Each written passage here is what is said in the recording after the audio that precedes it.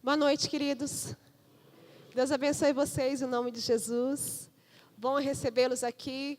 Queridos visitantes, Deus abençoe em nome de Jesus. É um prazer estar com vocês. Reconheço umas carinhas. Deus abençoe, sejam bem-vindos. Estou sentindo falta de muitas pessoas da igreja. Alguns estão viajando. Meu marido mesmo está em São Paulo, ministrando na cidade de Santos. Mas algumas pessoas estão doentes. Então, eu queria fazer uma oração pelos enfermos. Alguns não vieram hoje, recebi algumas mensagens. Pastora, estou mal, estou passando mal, estou doente. Então, eu queria que nós orássemos por essas pessoas, amém? Vamos orar por eles? Pai, em nome de Jesus, nós queremos colocar todos os enfermos diante do Senhor, da Tua presença. Sabemos, Pai, que somos humanos, podemos adoecer, temos vários problemas e às vezes são questões emocionais também. Então, pedimos que no nome de Jesus o Senhor visite a cada uma dessas pessoas. Toca, Pai, no físico, para que sejam restaurados. Renova as células, renova as forças, os músculos, Senhor, que o Senhor possa dar a cada um deles a restauração. Em nome do Senhor Jesus. Amém? Se você está sentindo falta de uma pessoa, chega em casa, manda um WhatsApp, amanhã manda uma mensagem. Não espera os pastores fazerem isso, os líderes fazerem isso. Nós somos igreja. A igreja é um corpo. Sentiu falta de alguém? Gente, entre em contato com essa pessoa. É tão gostoso, né? No dia que você não vem, você receber a mensagem de alguém. Olha, assim, eu fiz falta. Então, manda uma mensagem, conversa com essa pessoa, pergunta se está tudo bem, se está precisando de ajuda, faça uma visita. Esse é o trabalho do corpo de Cristo. Isso não está só à liderança, a responsabilidade, mas a todos nós, ok? Como todos sabem, quer dizer, a maioria de vocês sabem, um dos grandes desafios meus, nessa única área, eu me sinto parecida com Charles Spurgeon, o grande pregador, o maior pregador que já houve, conhecido como o príncipe dos pregadores. Ele dizia assim, grande angústia para mim preparar um sermão. E foi o homem que mais pregou, que mais fez sermões. Por quê? Porque para mim é uma grande responsabilidade. Eu não consigo sentar 1 hora e preparar uma palavra. Eu estou há cerca de 15 ou 16 horas preparando essa palavra, porque eu gosto de estudar a palavra. Então, eu sento, eu elaboro, eu estudo, eu pesquiso, eu gosto muito do contexto histórico, e vou atrás, e busco a informação. E eu sempre falo, e tenho ensinado aqui na igreja, que não se deve ler a Bíblia isoladamente. Bíblia se lê de Gênesis a Apocalipse. De Gênesis a Apocalipse. Se você vai pegar um livro isolado para ler, leia do capítulo 1 até o último capítulo deste livro. Seja Esté, Salmos, Provérbios, Reis, Crônicas, João, qualquer evangelho, leia do início ao fim. Por quê? Porque nós precisamos aprender a ter amor pela palavra, e a palavra nos ensina de forma histórica. A palavra nos ensina coisas que realmente aconteceram, tanto no Antigo Testamento, quanto no Novo Testamento. Então, você que trouxe aí sua Bíblia, a brincadeira analógica ou a digital, né? Vamos juntos andar pela essa palavra tão linda. No domingo passado, nós aprendemos um pouco sobre Abraão, com o Paulo, sobre a questão da paternidade. Ele falou um pouco de Isaac, né? Ele citou um pouquinho Jacó, e ele falou sobre esses 3 patriarcas. Abraão, um pouco de Isaac e um pouco de Jacó. Eu não vou falar dos 3 patriarcas, eu vou uma geração para trás e vou falar sobre Terá, pai de Abraão, que foi um patriarca, Abraão, e vou falar sobre Isaac, que também foi Abraão. Então, o nome do pai de Abraão é Terá ou Tera, dependendo da sua versão na Bíblia, pode estar escrito Tera, sem acento, ou Terá. Então, vamos juntos falar um pouquinho sobre ele, e já vamos abrir aqui em Gênesis, no capítulo 11, versículo 31 e 32. Gênesis 11, no capítulo 11, versículo 31 e 32. Vou esperar vocês abrirem para a gente fazer uma leitura junto. Tomou Tera a Abrão, veja aqui que Abrão aqui é só um A, Abrão seu filho, e a Ló, filho de Arã, filho de seu filho, e a Sarai, sua nora, mulher de seu filho Abrão, E saiu com eles de Ur dos Caldeus para ir à terra de Canaã. Foram até Harã, onde ficaram.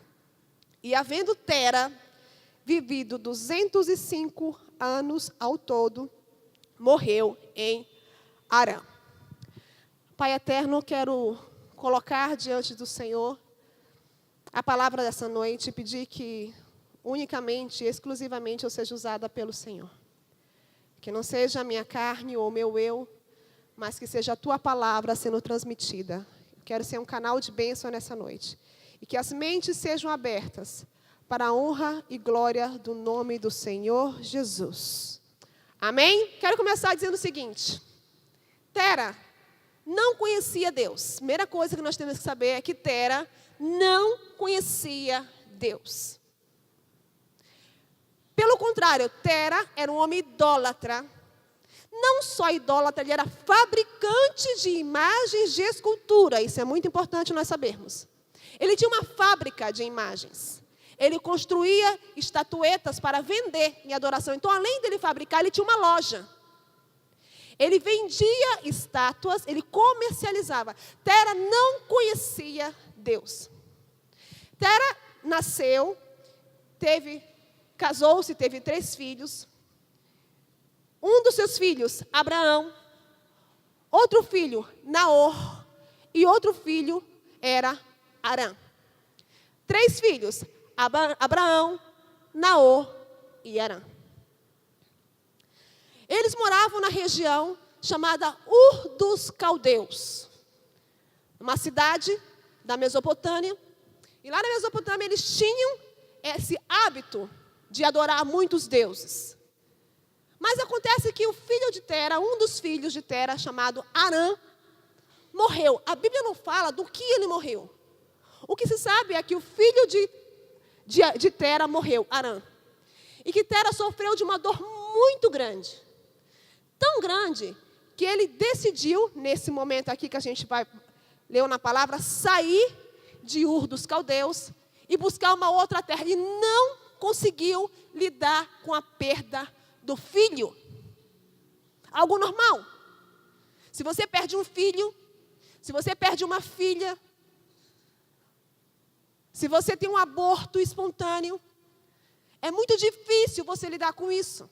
Porque a perda de alguém, um ente querido ou alguém esperado, é muito grande para você. Você não quer perder ninguém. Muitos de nós já perdemos pais, mães, irmãos, filhos, amigos. E alguns talvez não conseguiram superar esta dor. E essa era a dor de Tera. Eu perdi meu filho. Injusta vida, porque a vida ela segue um ciclo natural. Qual é o ciclo natural? Nasce, cresce, envelhece e morre. Mas Tera já era idoso e viu seu filho jovem morrer. Então Tera se inconforma com aquilo, entra num estado de tristeza profundo, e ele pega e convida todos os outros filhos, que era Abraão e Naor, assim como seus sobrinhos, e fala assim: vamos sair daqui de Ur dos Caldeus, porque eu não aguento mais passar por isso. Papai, para onde vamos? Vamos atrás de uma terra chamada Canaã. Vamos seguir até Canaã e vamos chegar até Canaã, porque eu não aguento mais lidar com essa dor e com este sofrimento da perda do meu filho.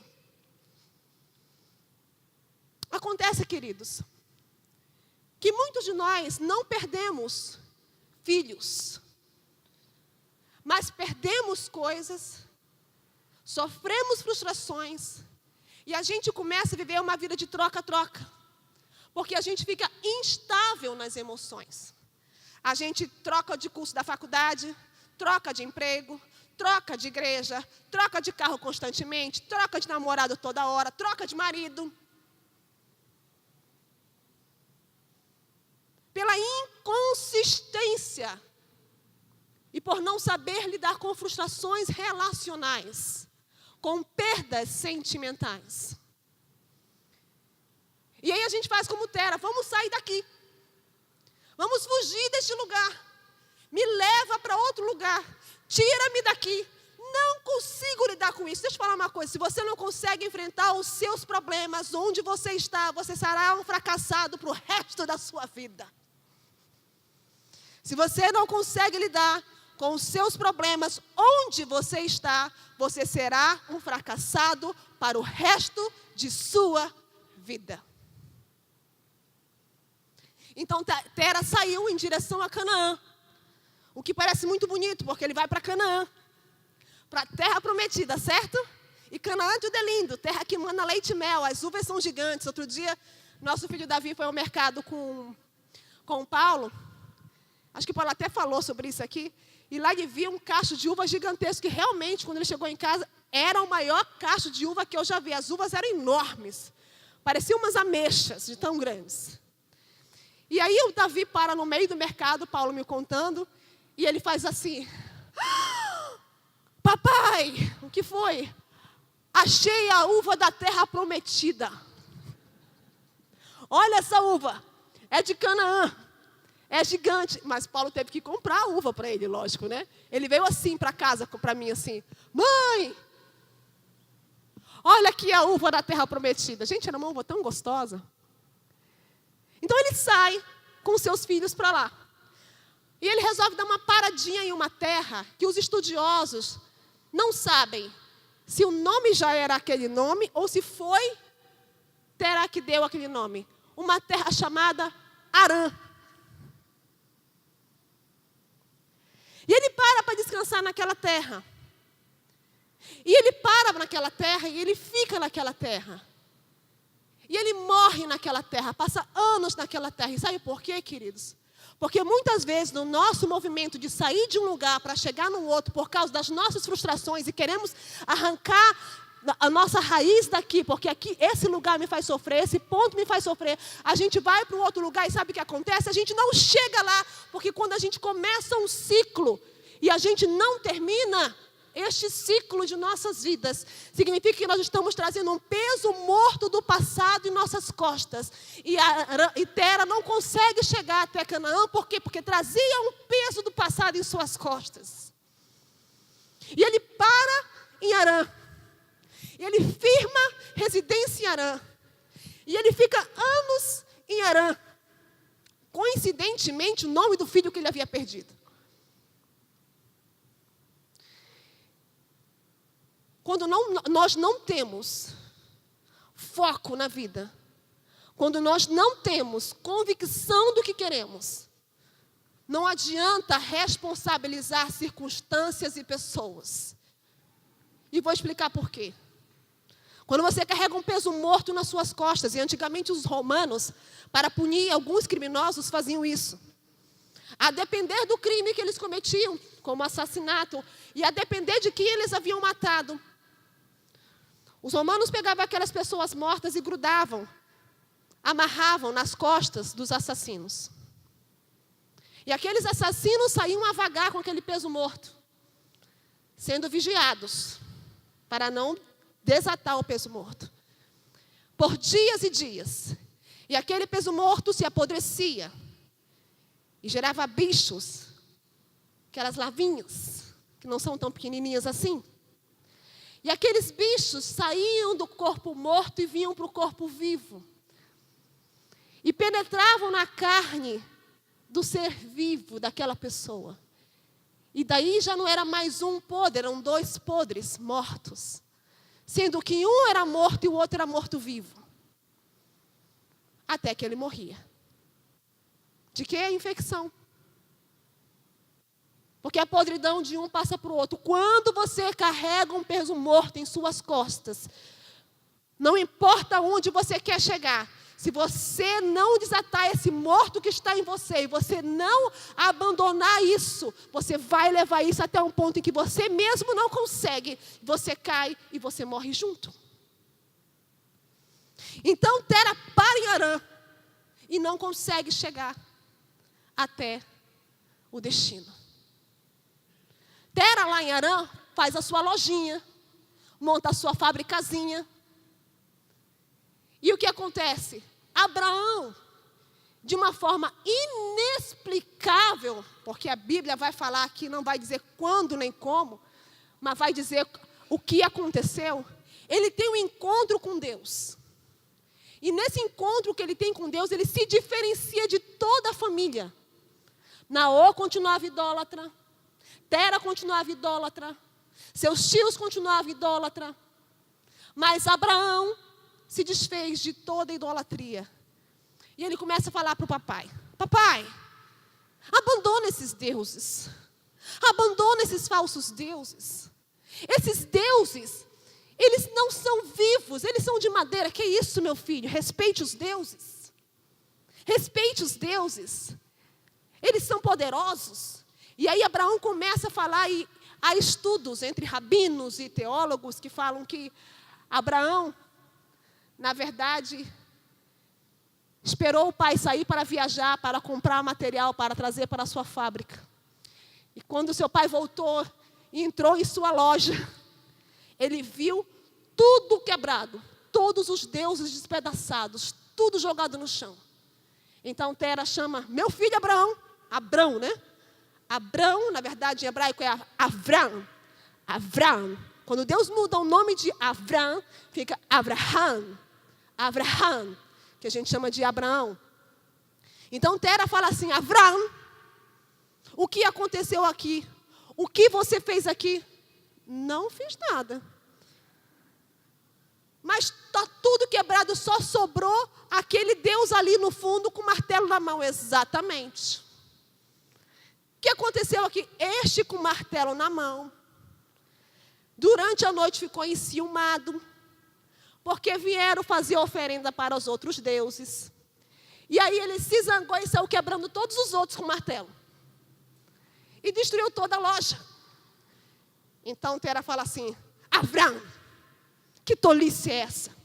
De onde você tirou essa bobagem? Você não vê que são apenas objetos de madeira? Era isso que eu estava tentando dizer a vida inteira. São apenas objetos de madeira. Aleluia. Porque o Deus único, sobrenatural, o Deus vivo, não habita em paredes, não habita em objetos feitos pelas mãos humanas. Mas Abraão já havia tido encontro com Deus e ele adorava ao único Senhor. Aleluia. E Deus não divide a sua glória com ninguém. Deus não divide a sua glória com ninguém. O que acontece é que Tera não ouvia seus filhos. Deixa eu falar uma coisa para vocês, pais. Aprendam a ouvir seus filhos. Aprendam a sentar com eles e ouvir o que está no coração deles. Ouvir filhos, ouvir o coração do seu filho e da sua filha, tirar um tempo para ouvi-los, não faz de você menos homem. Não faz de você menos autoridade. Não diminui a sua masculinidade. Não faz de você um homem ou uma mulher humilhada. Pelo contrário, faz de você um grande homem ou uma grande mulher. Porque você foi nobre o suficiente, homem suficiente, mulher o suficiente para sentar e ouvir o coração do seu filho. Quando meu filho Daniel tinha entre 8 e 9 anos, eu sempre tive o costume de deitar na cama com eles. Agora já não dá mais, né? Porque se eu deitar assim antes... Deitava de vez em quando assim, passava uns 15, 20 minutos, meia hora e ficava lá conversando com eles. E aí eu falava assim: como é que você está? Estou bem, mãe, tem certeza? Estou bem. Então eu continuava brincando. Aí daqui a pouco, como é que você está? E surgiu uma lágrima, uma carinha de tristeza e abriu o coração. E uma dessas vezes, com o Daniel, deitei na caminha com ele, fui brincar. E eu falei: filho, como é que você está? Nada, mãe, eu estou tão bem, estou super bem. Daqui a pouco eu começo a perguntar de novo, depois de brincar novamente, de fazer cosquinha, de pular em cima dele, de apertar ele, que eu gosto de beliscar eles, de brincar de estar dando palmada no bumbum, que eu acho tão gostoso, assim, pá! E ele fala: ai mãe, para, eu acho tão gostoso. E aí ele falou assim: mãe, eu não estou bem. O que foi, filho? Ele começou a chorar copiosamente. O que foi, filho? O que aconteceu?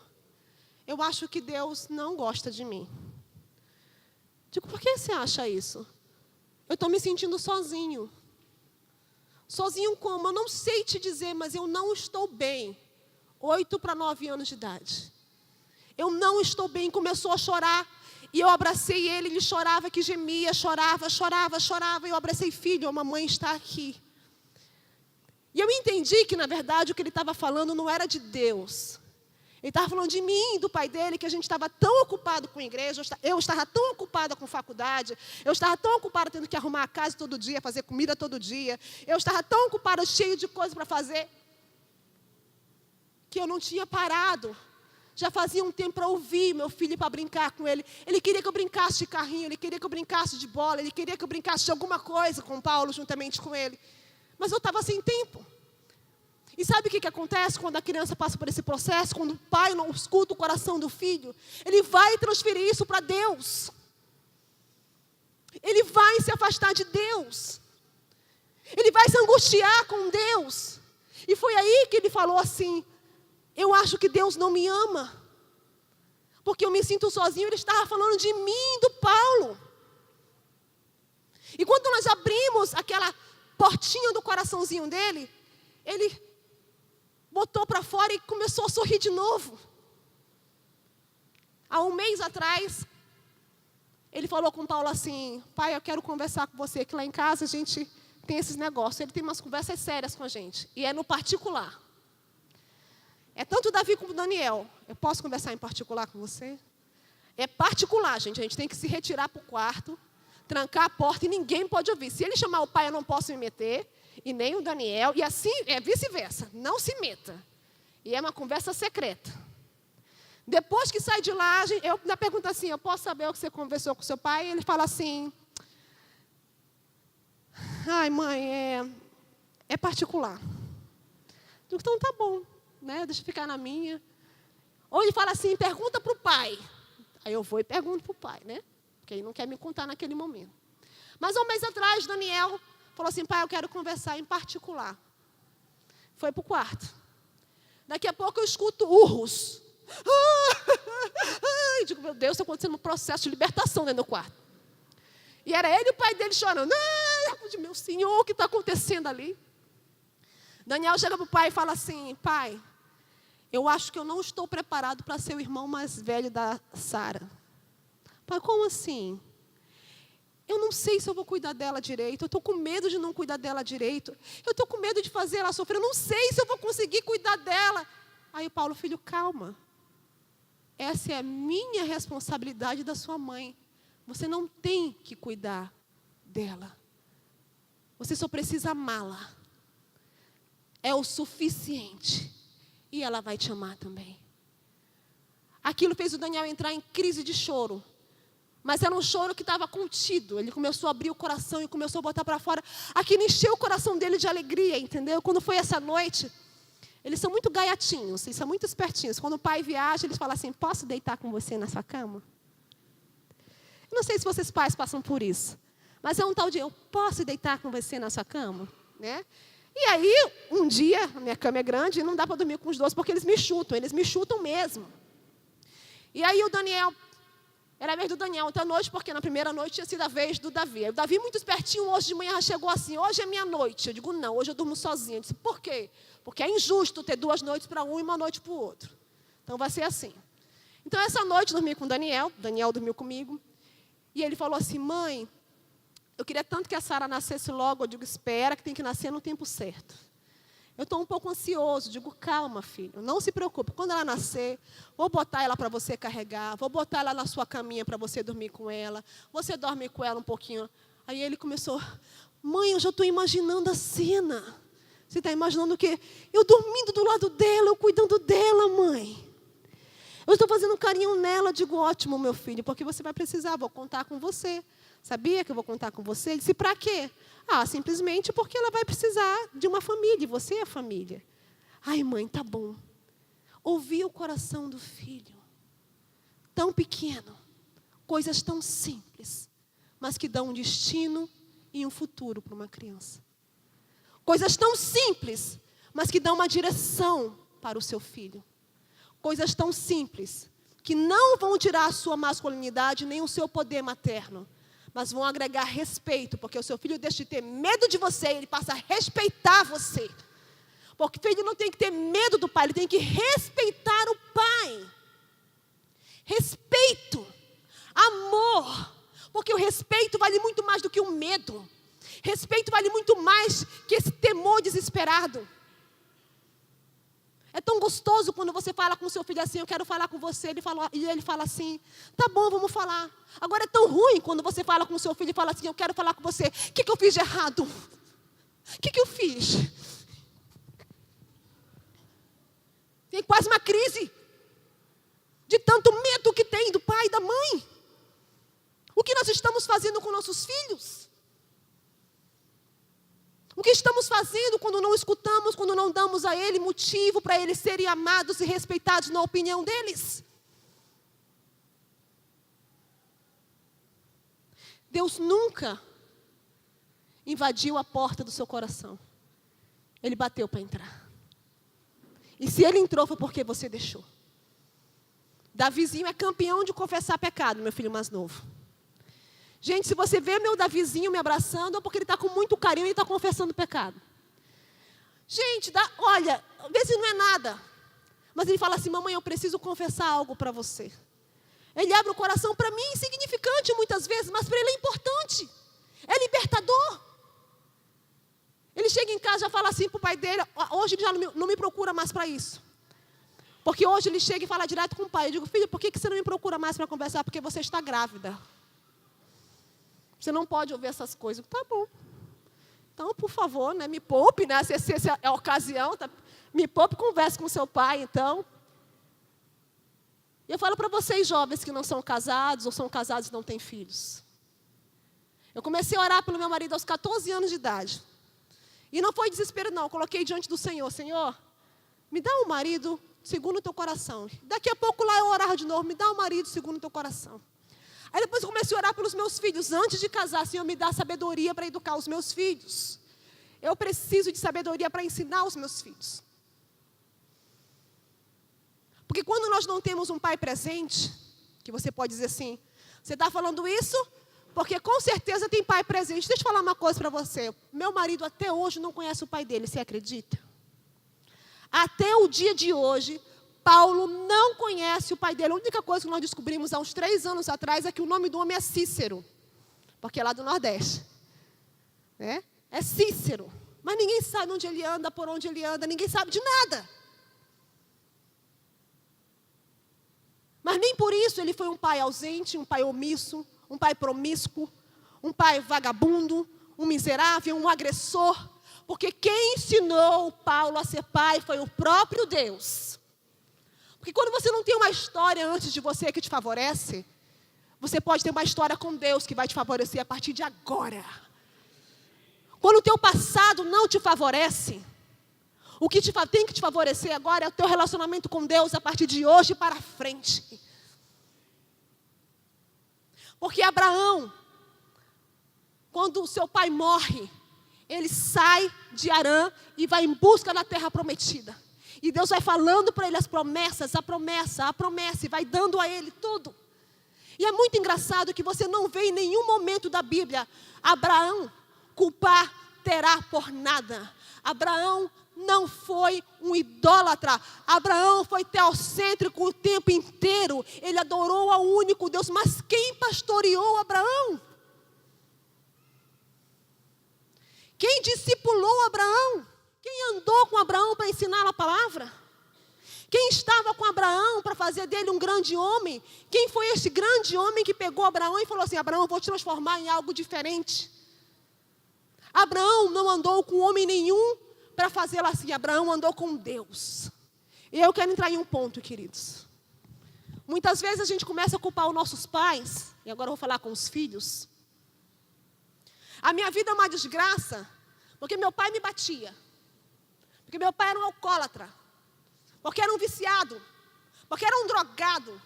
Porque era um mulherengo. Porque ele era um perdido na vida. Porque não queria trabalhar. Porque toda noite que ele chegava em casa, ele me espancava. Porque todos os dias que minha mãe chegava em casa, ela nos xingava, chegava impaciente do trabalho. Por isso que a minha vida não presta. Queria falar uma coisa para você. Até agora, a sua vida pode ter sido isso. Mas o que você vai fazer daqui para frente? Porque isso aí você já sabe. A sua história passada você já sabe. O que aconteceu de ruim com você no passado, você já sabe. E as pessoas que estão perto de você também sabem porque você compartilhou. E agora, vou fazer o que com tudo isso? Eu vou pegar isso tudo, minha gente. Vou colocar nos pés da cruz. Vou transformar a minha vida. Isso tudo agora não vai ser mais peso, vai ser testemunho de vida, porque agora eu vou para Jesus, eu vou para Jesus, eu vou para Jesus. E isso não me segura mais. Meu passado não me segura mais, meu passado não me condena mais.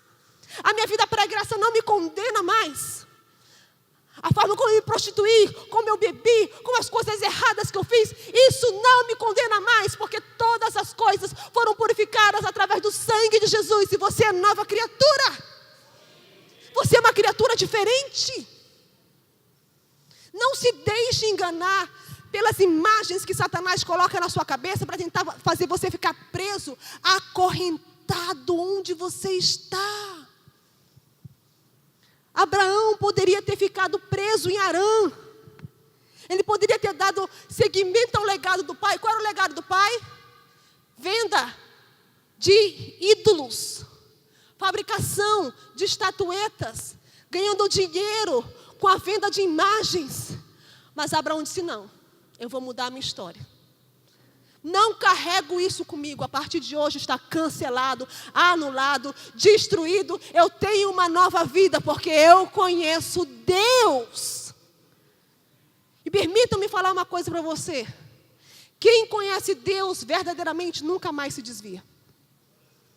Quem conhece Deus verdadeiramente nunca mais se afasta dele. Eu gosto de usar o exemplo do Sidney. Eu sempre uso, né? Fica de pé aí, Sidney. Vira aí, rapaz bonito, solteiro. Levanta, dá uma, né? Sidney mora em Rolândia. Pode sentar, querido. Não, pode sentar. Pode ir. Era só para... Olha que bonito. Moças. Obrigada, Sidney. Sidney mora em Rolândia. Quando ele podia vir do carro do pai dele, ele vinha, mas ele não pode mais. Então, ele vem de ônibus. Ele vai de ônibus até o terminal do centro. Do terminal do centro, ele vem andando a pé. Não é isso, Sidney? O ônibus conseguiu chegar mais perto, mas já cheguei a pegar o Sidney no meio do caminho andando para cá, para dar carona. Sabe o que é isso? Convicção. Nada abala a fé do Sidney. Pode faltar o dinheiro para pegar o ônibus, mas não falta a convicção, porque ele conhece Deus. E Deus o plantou neste lugar. E ele quer ser próspero e criar raízes neste lugar. A grande diferença é que muitas vezes nós somos guiados por emoções. Emoções. E quando nós somos guiados por emoções, nós culpamos os outros, nós terceirizamos responsabilidades. Eu sou muito, abri meu coração para vocês, eu sempre me exponho aqui na frente. Paulo fala assim: mas você está me expondo. Eu digo: eu estou expondo todo mundo, eu, você, as crianças. Ele brinca, né? Eu sou péssima em matemática. Quando eu estava no primeiro ano, naquela época era alfabetização. Não, era alfabetização, depois vinha o primeiro ano. Estava no primeiro ano, eu lembro do nome da minha professora até hoje, professora Iolanda. E eu lembro pelo seguinte motivo: eu apanhava dela em sala de aula. Ela tinha uma régua de madeira e ela saía perguntando: mais um, não sei o quê. E eu sentava bem na fila do meio, quase no final da fila. Quando chegava em mim, já estava em números mais altos. O número da frente que ela perguntava, eu sabia responder. Quando chegava em mim, eu errava toda vez. E toda vez que eu errava, era palmatória nela. E era uma vez, duas, aí doía, passava para outra mão. Aí eu chegava em casa, e a minha mãe perguntava: como é que foi a tabuada? Foi bem. Só que eu tinha uma irmã que estudava na sala comigo. Foi: não, mãe, ela errou tudinho. Senta aqui que vai estudar agora. Eu errava de novo, de nervoso, de medo. Aí a minha mãe tinha uma palmatória chamada Te Quero. Te Quero. Assim, pega lá, Te Quero. E a gente que tinha que pegar Te Quero, sabia? Pega lá, Te Quero. A Te Quero sumiu, minha mãe não sabe como, também não sei. Algum dos filhos, ou foi meu pai que deu o fim na Te Quero. Entendeu? Porque a Te Quero sumiu. E ela perguntava tudo de novo, eu errava tudo de novo. E eu, novamente, tinha aquele apagão e apanhava de novo. Ah, você não aprendeu matemática porque você apanhava da professora e você apanhava da sua mãe. Eu disse, não. A minha irmã estudava na sala comigo e ela aprendeu. E hoje ela é professora de física e matemática. Naquela era o ensino era diferente. Mas eu não posso culpar minha mãe, a professora, por eu não ter aprendido matemática. Causou um trauma? Causou. Cheguei na faculdade de psicologia, que eu li humanas, não tem nada de exatas aqui, não tem nada de cálculo. Primeiro ano, estatística. Entrei em pânico, cheguei a chorar na frente da professora. Aí eu fui contar a história, ela falou assim, mas calma, eu não vou te bater. Mas eu já estava traumatizada. Mas eu venci. E sabe o que eu fiz com tudo aquilo? Resolvi me dedicar. E passei de ano. E concluí a faculdade. E eu estou aqui. E eu não morri. Porque enquanto você não fecha o ciclo, essa perturbação, esse fantasma te atormenta o tempo inteiro. Enquanto você não fecha ciclos, você é atormentado e perturbado pelo teu próprio fracasso. Enquanto você não fecha e não conclui etapas na sua vida, você continua se sentindo um fracassado. Repense se não tem coisas que você tem que voltar e refazer. Estamos já seguindo para o final. Deixa eu ver que horas são aqui. Estamos já seguindo para o final. Abraão obedecia a Deus não porque o sentia, mas porque o conhecia. Um famoso psicólogo chamado Carl Jung, ele, certa vez dando uma entrevista na televisão, foi questionado assim: você acredita em Deus? E ele disse assim: eu sei que Ele existe. É a grande diferença entre você crer em Deus porque você o sente e você crer em Deus porque você o conhece. Muitos creem em Deus pelo sentir, mas o sentir, ele é falho, porque sentir é uma montanha-russa. É uma montanha-russa. Você está na montanha-russa, quanto tempo é uma montanha-russa, hein, Rodrigo? Quem é que gosta? 30 segundos? Quem que conseguiria passar 5 minutos numa montanha-russa? Teu cérebro entra em colapso. Falta oxigênio, teu pescoço pode chicotear. Entendeu? Pode dar convulsão. Você pode querer, mas você não consegue. Por causa do nível de tensão. E é angustiante, você pode chegar a vomitar.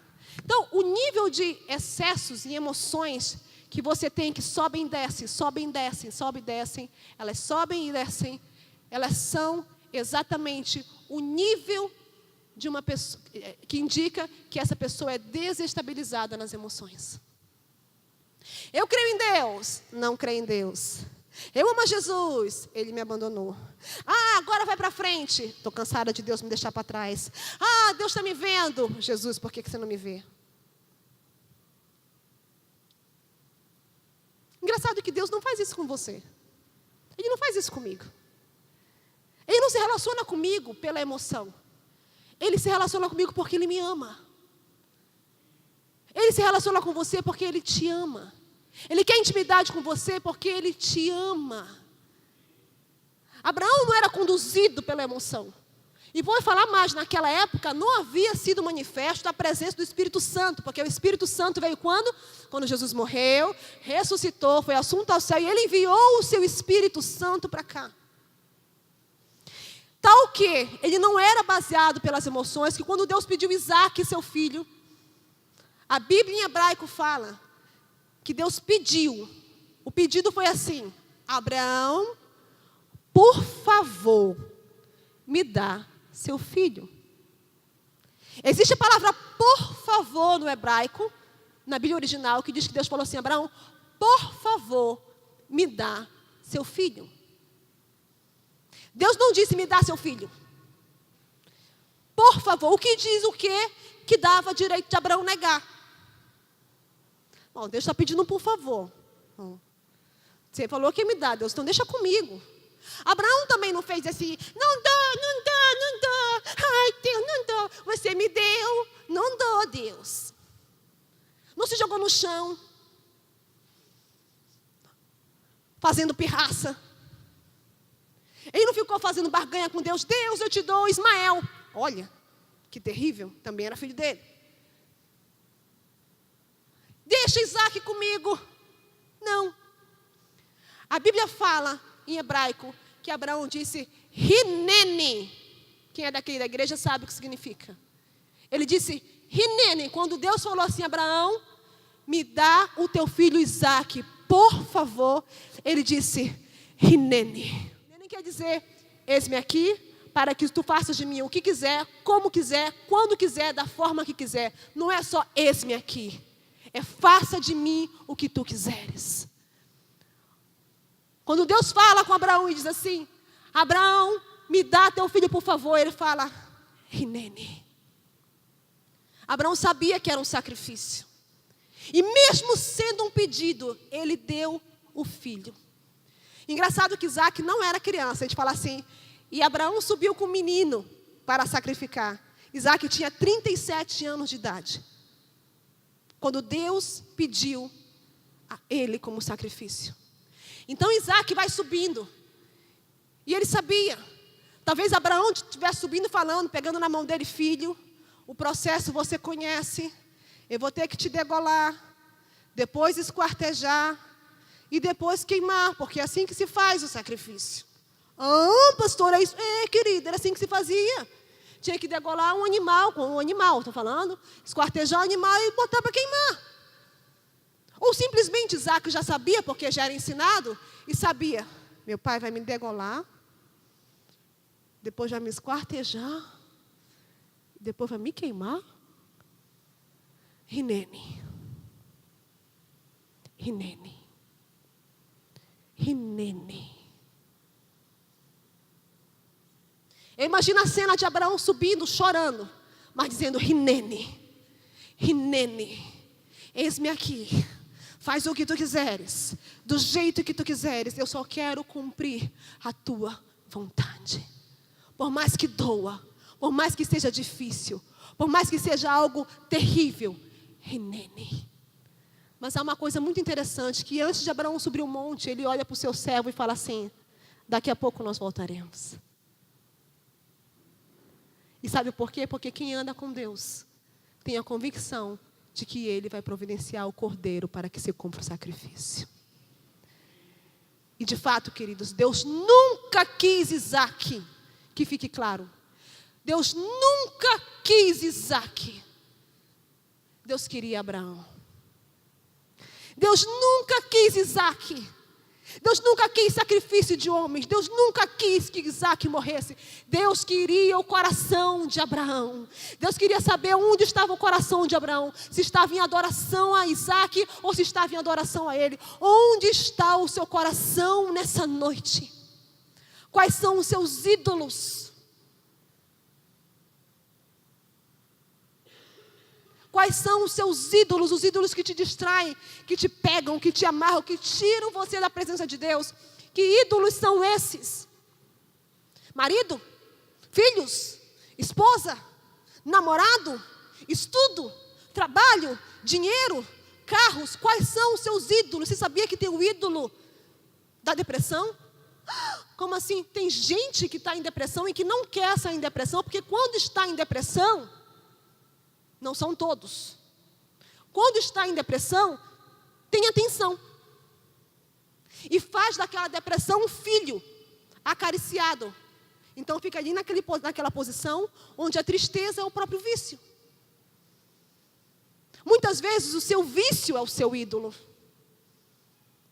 Vício em compras, em sexo, vício em séries de televisão, vício no Netflix, vício em novela. Qual é o teu ídolo? Em astros, televisão, o que você adora? A Bíblia fala que você se torna semelhante àquele que você adora. Você se torna parecido com quem você adora. Se você adora Deus, então você se parece com Deus. É hora de sermos maduros. A igreja brasileira, nos últimos anos, fez um retrocesso, queridos. A igreja brasileira, ela minguou na palavra. deixou de amar a palavra. A igreja brasileira se tornou, antes era uma igreja apaixonada, agora é uma igreja de domingo. Eu só pego na Bíblia na hora que o pastor fala o capítulo, o versículo do livro tal. Uma igreja que se perdeu. Onde está a paixão na vida daqueles que dizem seguir a Deus? Deus está nos chamando para um tempo de maturidade, para assumirmos o nosso papel, porque não é tempo de terceirizarmos mais responsabilidades, mas é tempo de assumirmos e dizermos Rinene. Fique de pé, queridos.